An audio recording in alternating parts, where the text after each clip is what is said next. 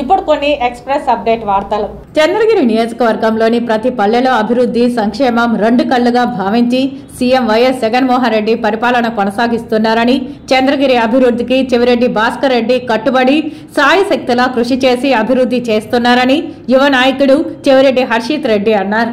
చంద్రగిరి మండలం శానంబట్ల, పిచ్చినాయుడుపల్లి, రాయలపురం, గంగుడుపల్లి, డోర్నకంబాల, చంద్రగిరి, రెడ్డివారిపల్లి, తొండవాడ గ్రామ పంచాయతీలలో అభివృద్ధి పనుల ప్రారంభోత్సవాలు చేశారు.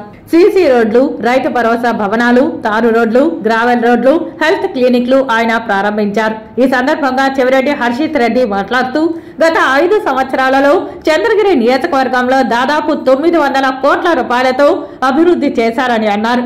ప్రభుత్వం తుడా నిధులతో వందలాది సీసీ రోడ్లు నిర్మించామని అన్నారు.